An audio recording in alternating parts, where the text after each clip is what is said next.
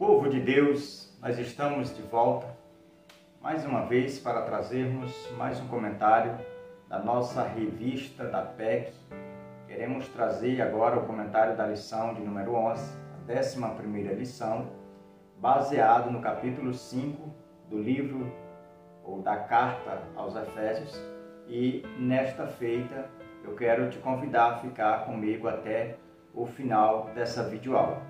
Mas antes de darmos início, eu quero só agradecer a Deus pela vida de todos aqueles que permitem que a gente entre no seu lar através dessa plataforma do YouTube e agradecer a Deus por todos os irmãos que sempre têm sido um parceiro ativo neste canal, sempre através dos comentários, deixando aí perguntas que tem feito com que o canal ele chegue mais longe, alcance mais pessoas.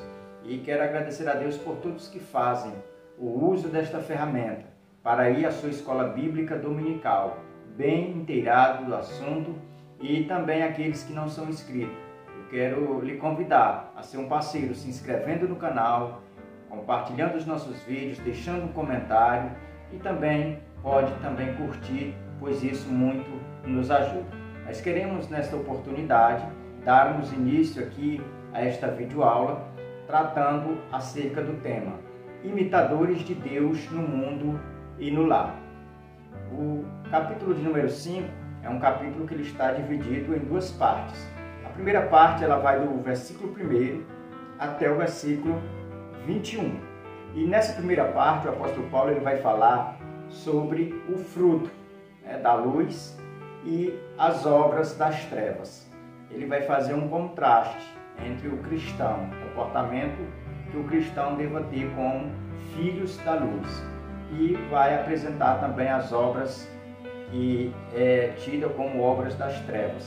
Já na segunda parte desse capítulo, que é do versículo 22 até o versículo 33, que é o último versículo, o apóstolo Paulo ele vai falar sobre os deveres dos cônjuges, tanto da mulher quanto do homem.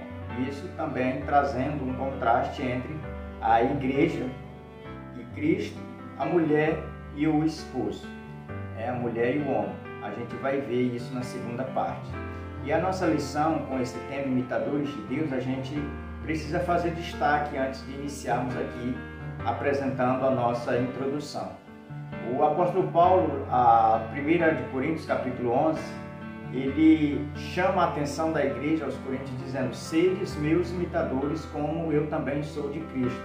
Aqui, para a igreja de Éfeso, a expressão que Paulo usa é: sedes imitadores de Deus, como filhos de Deus.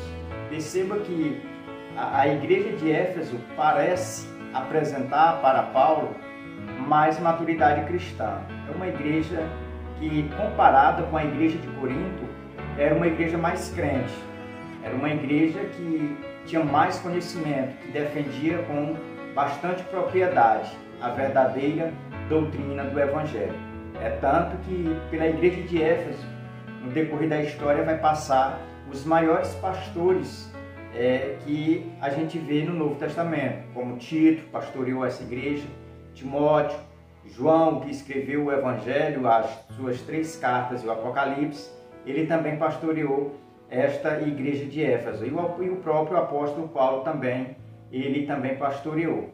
E Paulo, quando ele fala a igreja de Tessalônica, ele usa essa expressão imitadores para dizer que a igreja de Tessalônica ela estava imitando, ou sendo um espelho, ou em outras palavras, vamos dizer que ela era um reflexo da igreja da Judéia, porque a igreja da Judéia ela foi uma igreja que foi perseguida pelos judaizantes, e a de Tessalônica ela se levantou também um grupo dentro dela e ela perseverou em servir ao Senhor, perseverou sendo fiel, e Paulo ele vai dizer aos de Tessalonicenses que eles são imitadores da igreja da Judéia. Então essa expressão imitadores que Paulo utiliza aqui no início aqui desse capítulo, ela não é estranha aos comentários ou às cartas escritas por Paulo, mas é uma palavra que ele utiliza para dizer à igreja, para animar a igreja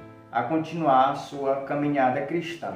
Então, antes de passarmos aqui, antes de apresentarmos o nosso textuário, eu quero apresentar aqui os objetivos específicos. O primeiro objetivo da nossa lição é observar a importância de se andar na luz. O segundo, vencer o pecado, sendo cheio do Espírito Santo. E o terceiro, compreender as responsabilidades que marido e mulher têm um com o outro. Então, esse capítulo ele vai basear, né, o nosso entendimento nesses 3 pontos, aonde o nosso comentarista dessa lição ele vai basear, né, esse comentário da lição de número 11, tratando desses 3 pontos, aonde a gente vai aprender aqui que o papel do esposo é sempre amar, né, a esposa como Cristo amou a igreja, e o papel da esposa é ser submissa ou sujeitar-se ao seu esposo. E já no terceiro ponto, eu não quero aqui dar uma frisada, mas eu quero deixar para o último ponto. No último ponto a gente vai entrar com detalhes acerca do que é a verdadeira sujeição que a Bíblia aponta e como é que a esposa ou a mulher cristã da atualidade ela deve entender essa palavra sujeição ou sujeitai-vos. E da mesma forma, o ponto de número 2, que vai tratar sobre o versículo de número 18, onde o apóstolo Paulo ele ordena, né, aos crentes de Éfeso para que eles sejam cheios do Espírito Santo. Mas antes eu quero apresentar aqui o nosso textuário que se encontra no versículo 8, né, capítulo 5, que é o capítulo que estamos estudando, o versículo 8, e diz: Pois outrora eres trevas, porém agora sois luz no Senhor, andai como filhos da luz. Se nós percebermos aqui o nosso textuário, nós vamos entender que todo esse capítulo 5, o apóstolo Paulo ele vai falar à igreja de Éfeso em 3 dimensões: no tempo passado, no tempo presente e no tempo futuro. No tempo passado, ele vai dizer que essa igreja, ontem, no passado, antes era trevas. Hoje, no presente, aqui agora, essa igreja, ela é luz. Ela é filha da luz. São filhos da luz porque se aproximaram da luz, estão na luz que é o próprio Senhor. E futuramente, essa igreja, ela tem uma esperança. E a esperança dessa igreja aqui, apresentada por Paulo, é de que nós, como igreja, ou a igreja de Éfeso, ela teria, né, a sua plena, vamos dizer que ela ia deixar de ser um reflexo, mas ela ia ter luz mais permanente, isso com relação ao futuro. Então a gente precisa entender que aqui no textual, Paulo ele chama a atenção dos irmãos aqui da igreja de Éfeso para que eles andem de uma forma diferente, andem em novidade de vida, onde a gente vai ver que os cristãos eles são exortados aqui a não conversarem, né, palavras que são discutidas no oculto, nas trevas, porque até isso não convém que os crentes o façam. Então tudo isso a gente vai aprender por meio desse comentário. A nossa verdade prática, ela diz: a condição de servos de Cristo deve influenciar todas as áreas de nossa vida, inclusive o convívio familiar. Como bem trata aqui o nosso tema da lição, imitadores de Deus no mundo e no lar. Aqui nesse capítulo a gente precisa extrair algumas lições essas para o nosso viver, para o nosso comportamento social. Também vai ter lições para que a gente venha extrair tanto também no lar, né, dentro de casa. Então esse assunto que nós vamos aprender nessa semana é um assunto que ele é necessário tanto para a igreja local, congregacional, como para a igreja familiar, tanto para a igreja no lar. Então nós precisamos já sair de uma lição como essa entendendo as boas instruções que nós encontramos aqui. E já para dar início aqui, eu quero iniciar com a nossa introdução que diz: no capítulo 5 de Éfeso, Paulo continua a falar sobre a forma de vida que deve pautar os cristãos, agora fazendo um contraste entre as obras das trevas e as da luz, fechando a exposição com importantes considerações sobre a família. Então, nesse capítulo aqui, como bem informado na nossa introdução, nós vamos ver esse contraste, que é o que a gente tinha falado quando iniciamos aqui a nível de introdução da videoaula, que esse capítulo em especial ele trata sobre isso, sobre o nosso comportamento, é onde vai colocar, né, os filhos da luz em destaque, confrontando aí as obras das trevas. É onde a gente vai ver que nós, como filhos da luz, como igreja do Deus vivo, como templo de Deus, nós precisamos tomar uma posição diante das obras das trevas. Nós não podemos compactuar com as obras das trevas, mas pelo contrário, aqui nós somos exortados nesse capítulo a confrontarmos, a denunciarmos, de uma certa forma, a condená-los, porque a luz, o papel principal dela é manifestar as trevas, as coisas erradas. Então nós, como luz, nós não podemos apenas cruzar os nossos braços, pelo contrário, nós temos que condenar toda e qualquer injustiça, todo e qualquer pecado, como fornicação, que é apresentado aqui, como idolatria e tantos outros pecados primários que aqui o apóstolo Paulo vai apresentar no decorrer desse capítulo. O primeiro ponto da nossa lição fala sobre as obras das trevas e fruto da luz. Nesse primeiro ponto a gente vai entrar com mais detalhes acerca desses dois assuntos. Então você não pode perder esses assuntos de vista: as obras das trevas e o fruto da luz. Primeiro que o comentarista apresenta aqui no primeiro tópico é as obras das trevas, com base aqui no versículo 8 que diz: pois outrora ereis trevas, porém agora sois luz no Senhor, andai como filhos da luz.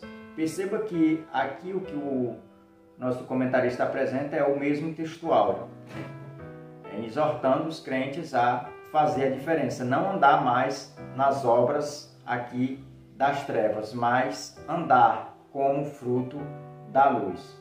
E aqui o apóstolo Paulo ele vai apresentar uma série de comportamentos que é uma manifestação das obras das trevas no ser humano. Então todo homem, toda mulher que ainda não aceitou a Cristo, ainda não confessou a Jesus como Senhor e Salvador da sua vida, ele tem em si, ou ele é um portador dessas obras das trevas, porque anda conforme a natureza ou o curso deste mundo, anda de acordo com a sua natureza adâmica e sempre sendo guiado pela vontade do dominador deste mundo, que é Satanás. Então nós como igreja, nós somos nesta lição exortados a andarmos ou praticarmos os frutos da luz. Mais à frente a gente vai ver o que seria esses frutos da luz, como que nós conseguimos viver ou praticar esses frutos da luz. Aqui o comentarista ele chama a atenção para que a gente atente para a questão, como já falei aqui, vou repetir, e merece que nós, como professores, levemos isso em destaque para a nossa classe. Que as obras das trevas, elas, primeira instância aqui, apresentada nesse capítulo, é que elas vêm de uma forma primária, que o apóstolo Paulo vai apresentar pecados primários, que depois que esses pecados primários eles são apresentados, vêm os secundários. Como por exemplo aqui, o primeiro que o comentarista apresenta aqui é impudícia. Isso em outras versões, como a Corrigida Fiel, ela vai apresentar aqui um pecado na área sexual, que vai dar a mesma coisa de fornicação. E aqui esse primeiro pecado, esse pecado primário, ele é a raiz, né, de todos os pecados na ordem sexual do ser humano.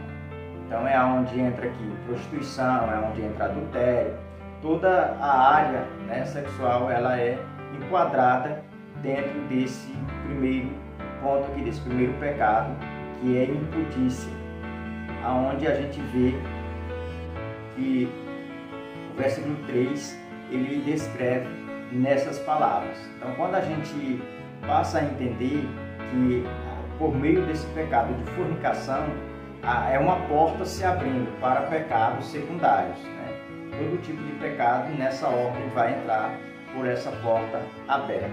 Vamos para o segundo aqui, que o comentarista apresenta, é conversação torpe. E no versículo 4, aqui é onde o apóstolo ele nos exorta a nós como crentes fazermos, né, a diferença, não perdermos o nosso tempo cristão, mas nós precisamos remir o nosso tempo, não como pessoas nécias, mas como pessoas sábias, não perdendo tempo com essas más conversações ou com palavras torpes. É onde a gente aqui é ensinado de que é errado, né? Crente está sentado em uma roda contando piada, contando palavras ou coisas que fez no seu passado e acha que isso é vantagem. Aqui a gente é ensinado que não, a gente não pode perder tempo com isso. Entender que isso faz mal, tanto para nós mesmos como para os que nos ouvem, ou seja, não traz nenhuma edificação. É lícito, pode até ser lícito você fazer esses comentários, mas não convém. Então, aqui é onde a gente precisa ter um coração sábio, ter a sabedoria, ter a verdade, ter a justiça como escudo, como fruto aqui dos filhos da luz. Andar sempre em justiça, andar sempre em sinceridade, sempre em fidelidade à vontade de Deus. E que tudo que venha a sair dos nossos lábios sejam palavras para a honra e a glória do nome do Senhor, e não para que venha aqui servir de tropeço para alguém ou para nós mesmos. Vamos passar para o nosso segundo tópico, o fruto da luz, com base no versículo 9, que diz: porque o fruto da luz consiste em toda bondade, justiça e verdade. Lembra que no tópico atrás, aqui o primeiro, as obras das trevas, eu falei acerca dos pecados primários. Então aqui o apóstolo Paulo ele vai apresentar as atitudes, ou vamos dizer que as virtudes cristãs primárias, que é o conceituado aqui no texto como o fruto da luz. O primeiro é bondade, segundo, justiça e por último, verdade. Então essas três virtudes cristãs, elas são aqui mencionadas como virtudes primárias. A partir dessas virtudes, nós podemos, nos habilitar a sermos portadores de mais virtudes. Essas aqui é como se fosse a base. Aí a gente vai adquirindo mais até edificar, fazer um edifício aí aperfeiçoado, aonde venha servir para a glória de Deus. Vamos continuar aqui, o comentarista ele vai tecer um comentário sobre todas essas três virtudes aqui apresentadas no versículo 9. Ele vai falar um pouquinho sobre a bondade, sobre a justiça e também sobre a verdade. Mas eu quero já passar para o tópico 3, remindo o tempo. Aqui é o versículo 16 ao 17, aonde nós somos exortados, diz assim o versículo: remindo o tempo, porque os dias são maus. Por esta razão não vos torneis insensatos, mas procurai compreender qual a vontade do Senhor. Aqui nesses dois versículos nós entendemos que o tempo do cristão ou do crente aqui na terra é muito pequena, quando comparado com a vida eterna. A nossa vida aqui na terra, ela é como se fosse um pingo d'água. É algo muito pequeno, algo muito passageiro, passa muito rápido. Então esse pequeno espaço de tempo que nós temos aqui na terra, nós não podemos perder tempo como pessoas insensatas, mas nós precisamos ser sábios, remir o tempo que nós estamos a viver para fazer o bem, porque os dias são maus.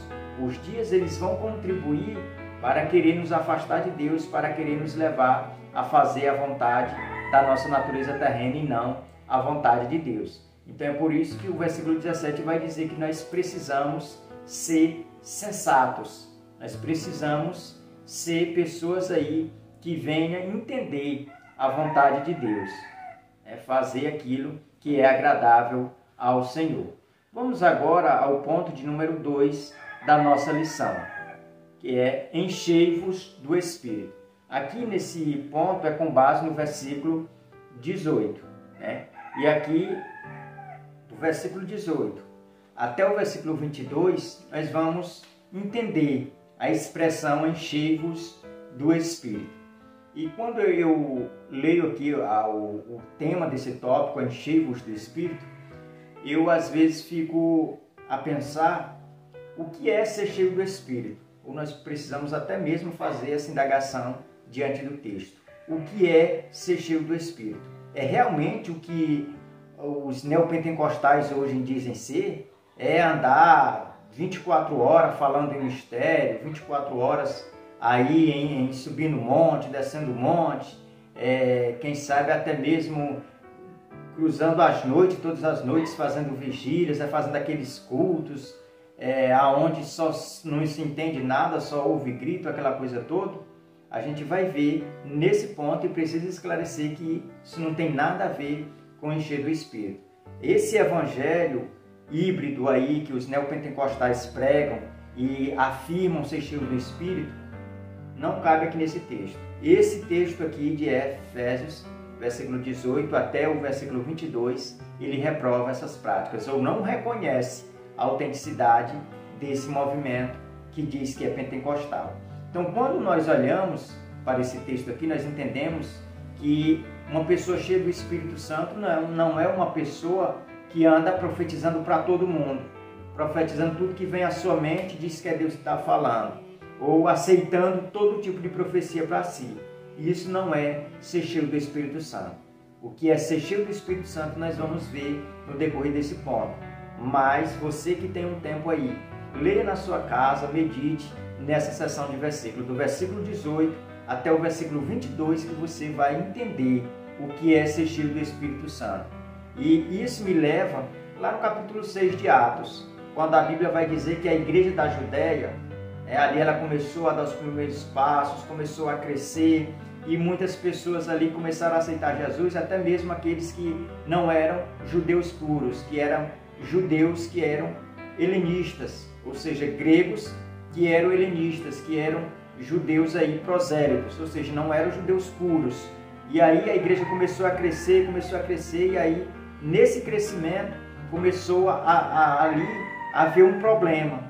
E houve ali uma reclamação, aonde as pessoas, os helenistas, os gregos que se converteram, eles chegaram na liderança da igreja, que era Pedro, Tiago, João, e começou a dizer, olha, tem uma coisa errada aí no nosso meio, porque as pessoas quando vão servir as refeições, estão deixando de lado as nossas viúvas, os nossos órfãos, e só serve aquelas viúvas que são judias puras, aqueles órfãos que são judeus puros, e os nossos estão passando fome. O nosso meio está errado esse negócio, precisa ser consertado. E a Bíblia vai dizer que ali Pedro, inspirado pelo Espírito Santo, diz, olha, pois para que não atrapalhe o nosso andamento, o andamento da pregação do Evangelho, o ensinamento da Palavra de Deus, nós presbíteros vamos continuar estudando e ensinando a Palavra do Senhor. Agora, dentre vocês, escolham aí 7 homens cheios do Espírito Santo, e esses vão cuidar dessas necessidades, para que não haja essa diferença entre os gregos helenistas e os judeus, para que cada um cuide, para que não haja nenhum problema no nosso meio. E ali eles escolhem 7 diáconos, onde nasce a instituição diaconal. E ali 7 diáconos que eram homens cheios do Espírito Santo. E aqui é onde eu bato mais uma vez na tecla. Será se esses homens eram cheios do Espírito Santo porque eles falavam em mistérios, porque eles pulavam, porque eles faziam toda aquela arruaça, aquele movimento que o neopentecostalismo afirma ser cheio do Espírito Santo hoje nos dias atuais? E eu respondo com o texto, não. Essa não era a marca ou essa não é a marca de quem é cheio do Espírito Santo. Isso a gente vê aqui do versículo 18 ao versículo de número 22. Ser cheio do Espírito Santo, o apóstolo Paulo vai falar aqui em letras garrafais, em letras bem grandes, em um texto bem destacado, uma explicação bem convincente do que é ser cheio do Espírito Santo. E entre esses diáconos que foram escolhidos ali para aquela responsabilidade, estava o evangelista, que veio se tornar evangelista mais tarde, que foi Filipe. Depois teve também Estevão, o primeiro mártir. Então esses homens, eles não eram judeus puros, mas eles eram judeus que foram aí, que eram judeus aí que eram prosélitos, né? Se tornaram judeus através da circuncisão.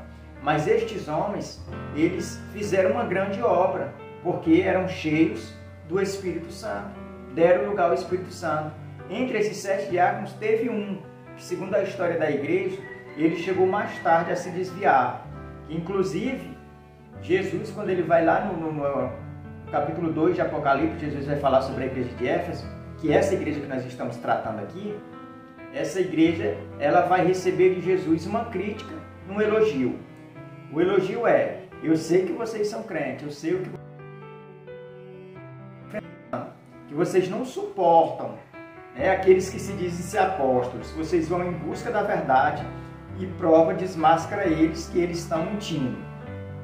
Eu sei também que existe no meio de vocês os nicolaítas, que são aqueles que vão entrar no meio com mentiras, e vocês sempre têm aberto, né, um campo de batalha, e vocês têm vencido, né? Sempre se sobrepõe sobre eles, porque eles não têm a verdade. E alguns historiadores vão dizer que esses nicolaítas, essa seita que nasceu aqui na igreja de Éfeso, é descendência desse diácono helenista, né? Que não se sabe por que mais tarde esses descendentes ou esses discípulos dele veio se desviar do evangelho, do verdadeiro evangelho. Mas o que a gente entende é que por algum motivo ele acabou dando ideia, né, ou dando ouvidos àquilo que Paulo está condenando aqui, onde Paulo nos recomenda aqui nesse capítulo, para nós não darmos ouvidos a todo tipo de conversas ou de palavras vãs. O que tudo indica é que esse diácono que foi promovido, consagrado ao diaconato, ali no capítulo 6 de Atos, aqui na igreja de Éfeso, ele já aparece no Apocalipse capítulo 2 como o pai, né, dessa seita, ou seja, desviou da fé, deu ouvidos a essas falácias, aonde nós, através desse capítulo, somos vacinados, em especial nos enchendo do Espírito Santo.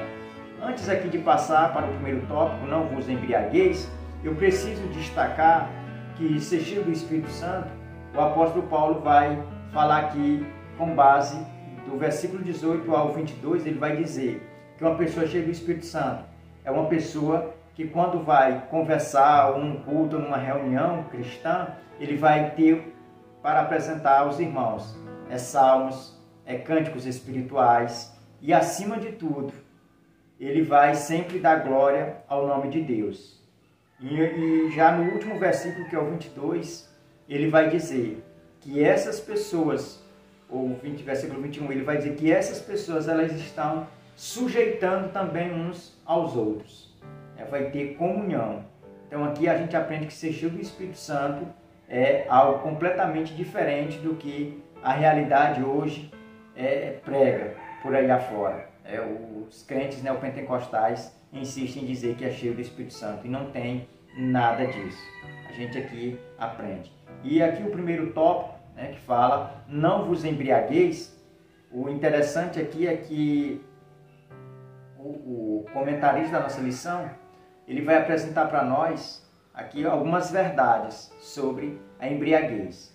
Quando se trata de embriaguez, a Bíblia ela condena, né? Desde o Gênesis até o Apocalipse, a Bíblia condena a embriaguez. Agora eu preciso fazer um destaque que a Bíblia não condena o uso do vinho. Isso a Bíblia não condena, mas a Bíblia aconselha, né, que quem faz o uso do vinho, que faça de uma forma moderada, né, com respeito, aonde não venha causar escândalo. A Bíblia ela não condena o vinho, mas a embriaguez sim. Desde lá do Gênesis, quando Noé se embriaga ali já é algo que já traz escândalo. Então a embriaguez ela é algo que a Bíblia condena. O cristão, o crente, em Jesus ele não pode se embriagar com bebida alcoólica nenhuma, é pecado. Então quando se trata do álcool, o álcool ele, como diz um pensador cristão, ele é um roubador, do cérebro. Ele tira do homem, do pensamento humano, ou vamos dizer que do cérebro humano, ele tira todo o juízo, ele tira todo o equilíbrio, ele tira toda a habilidade, ele coloca em dúvida. Então uma pessoa, quando ela está embriagada, ela de uma certa forma ela está sem controle, ela não tem noção do que ela está fazendo. E aqui na nossa lição, se você ler com atenção, você vai ver que em um momento aqui, o nosso escritor, ele vai até dizer que se o crente ele tiver que se embriagar, que se embriague com o Espírito Santo. Eu discordo em parte, porque eu entendo que ele queria falar não era a palavra embriaguez, porque a palavra embriaguez ela dá essa ideia de reprovável pela Bíblia. Mas o crente ele tem que ser cheio do Espírito Santo e não embriagado com o Espírito Santo. Porque quando nós estudamos a etimologia da palavra embriaguez, nós vamos ver que não tem, vamos dizer que, nenhum assunto positivo. Porque quando a gente estuda, o que leva uma pessoa a ser embriagada é o consumo de álcool. E quando nós estudamos acerca do álcool, nós vamos ver que o álcool, tanto na questão do estudo científico, como tratamento, ele nunca vai ter um efeito aí de estimulante. Ele sempre vai ter aí um efeito de algo aonde ele vai sempre de uma forma direta afetar as aptidões, afetar o ser humano aí na sua forma de pensar, de agir, de falar, vai afetar todos os sentidos. Então a gente precisa tomar bastante cuidado com a palavra embriaguez e com a questão do álcool. Então o álcool, ele de uma certa forma é condenado na vida cristã. Agora o vinho não, a gente precisa fazer essa diferença entre a questão do vinho e da embriaguez. Porque o vinho, ele aqui, como o próprio apóstolo Paulo, em outras passagens, como a Timóteo, ele recomenda como uso medicinal. E já na parábola também que Jesus contou, a do bom samaritano. A parábola do bom samaritano, Jesus recomenda ali o uso do vinho como medicinal. Então o vinho ele não é condenado. Então a gente já precisa partir desse princípio. Então não vos embriagueis. Então a questão da embriaguez, a gente precisa entender que é pecado, que é um erro alguém fazer achando que é certo. O segundo tópico da nossa lição, o encher-se do Espírito. Aqui o encher do Espírito é com base no versículo 18. Em especial a parte B que diz assim, no qual há dissolução, mas enchei-vos do Espírito. Aqui é o contraste entre a pessoa que se embriaga e um que pretende ser cheio do Espírito Santo. Então uma pessoa quando ele vai se embriagar, a intenção dele é de sentir ou de suprir aquele desejo que uma pessoa embriagada sente, que é a ausência da realidade. Uma pessoa que ela vive embriagada, ela quer fugir da realidade que ela está vivendo. Às vezes problemas internos, problemas consigo mesmo, mas a pessoa ela vai sempre se embriagar para fugir dessa realidade. Então o que o apóstolo Paulo está dizendo à igreja de Éfeso olha, vocês têm que se encher do Espírito Santo e não se embriagar. E a gente tem uma ideia acerca de encher-se do Espírito Santo, é algo que é fundamental para todo crente. Porque o ato da pessoa, às vezes, não se embriagar, não consumir bebida alcoólica, mas também não se encher do Espírito, é um erro. E eu não digo nenhum erro, eu digo um pecado. Porque a pessoa, quando ignora essa questão de ser cheio do Espírito Santo, ela, de uma certa forma, está pecando contra o Espírito Santo. Ou seja, não está deixando a sua vida na plenitude do Espírito. Ou seja, está tomando as rédeas da mão do Espírito.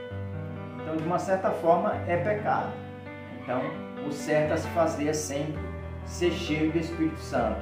Ontem, hoje e continuar se enchendo para amanhã.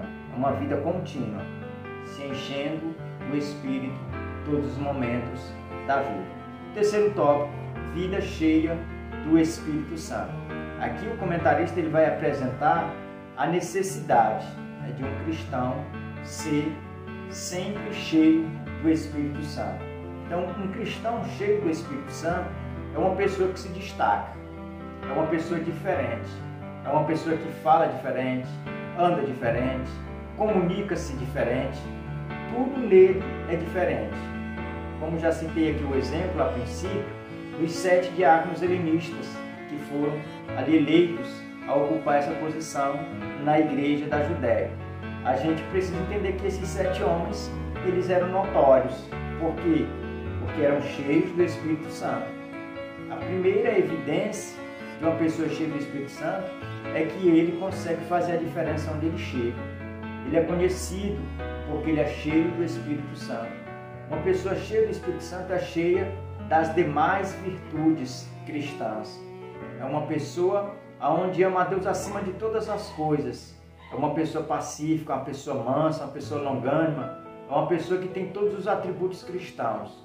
Então, por isso que nós somos exortados, através desta lição, em especial desse tópico, a sermos pessoas cheias do Espírito Santo, para que assim a nossa vida venha a ser edificada, como também de todos os nossos irmãos que estão ao nosso redor sejam edificadas através da questão de nós buscarmos, estarmos sempre cheios do Espírito Santo.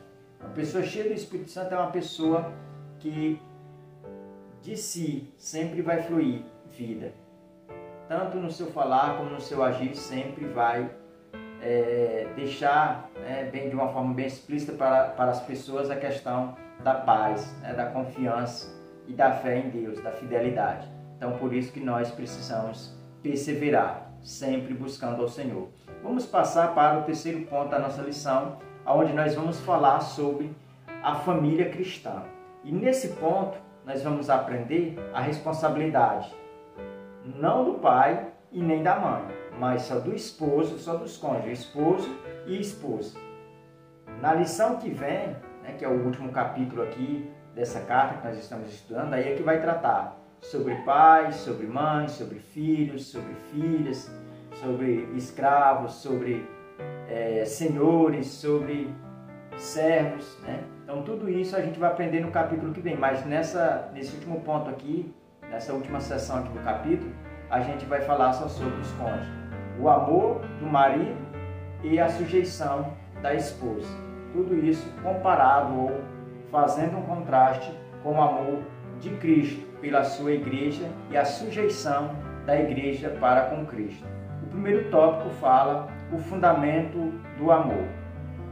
E o versículo é o versículo 31 que diz: Eis porque deixará o homem seu pai e a sua mãe, se unirá à sua mulher e se tornarão os dois uma só carne.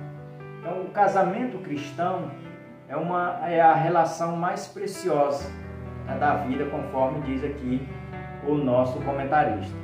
Quando a gente fala de casamento, e a Bíblia fala aqui, quando se casa homem e mulher, eles se tornam uma só carne, a gente precisa entender uma coisa.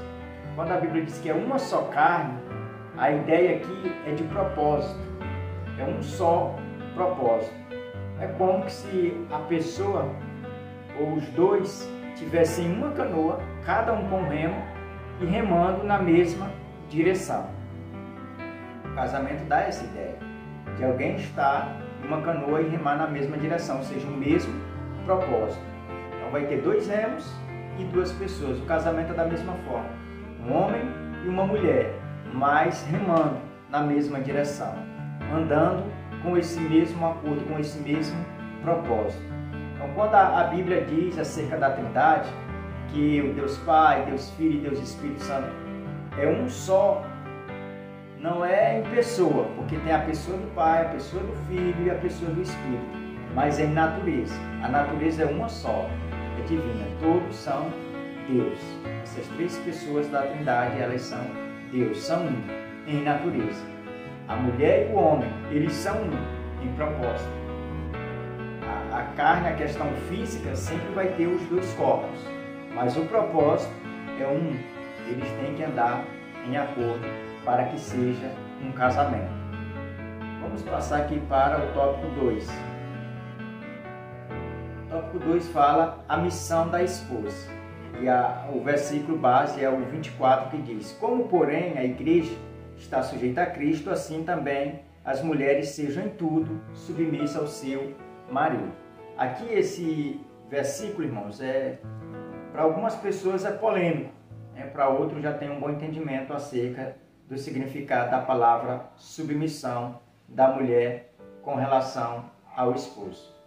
Se os irmãos atentaram bem, essa palavra submissão, ela não aparece, não é só aqui no versículo 24, mas lá no versículo 22, que é uma característica de quem é cheio do Espírito Santo, ela está lá também. Sujeitai-vos uns aos outros. É a marca de quem é cheio do Espírito Santo. É quem se sujeita ao seu irmão, ao seu próximo. Então, essa sujeição que o apóstolo Paulo apresenta aqui para com a mulher, é essa mesma que ele pede para quem é cheio do Espírito Santo fazer.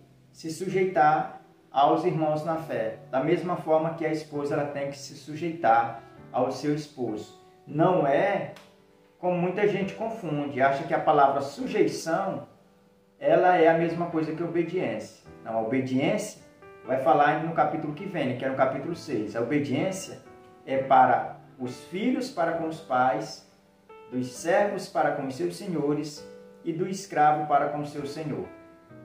Esses devam obedecer aos seus superiores. Então, aqui é sujeição, não é obediência. Obediência não é a mesma coisa que sujeição. Obediência não tem alternativa. É obedecer de olho fechado e pronto. É obediência. A sujeição aqui é como que se fosse um acordo. É como que se fosse vamos dizer que não é uma sujeição cega.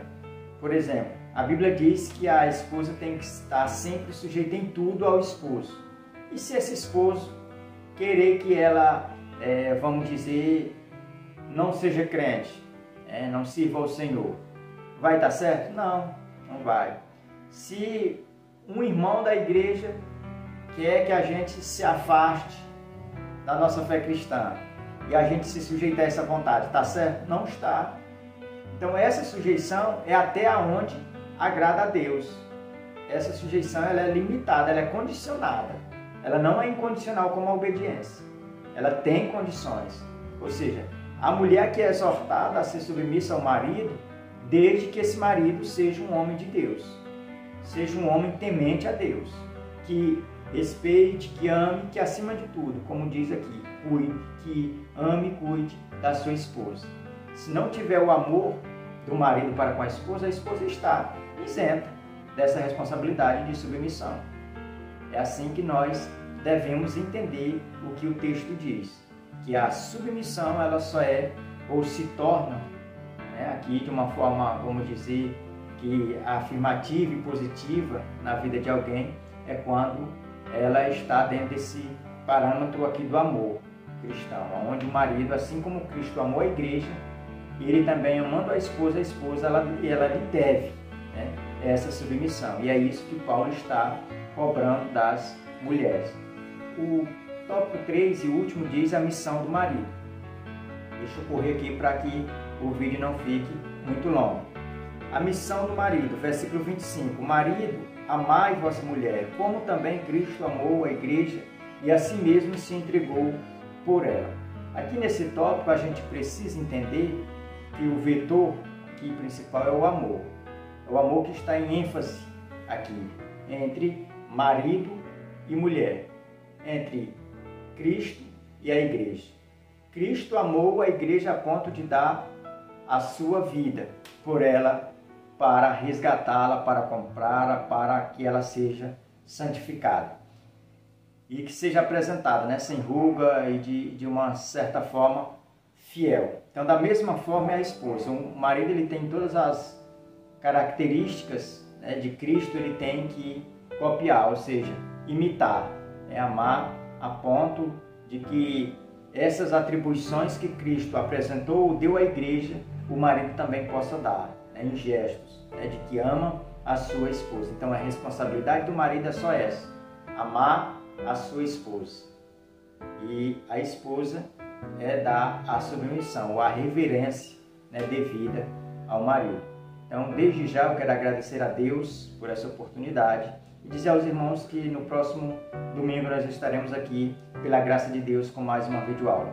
Então, fiquem todos na paz do Senhor e que Deus abençoe em nome de Jesus.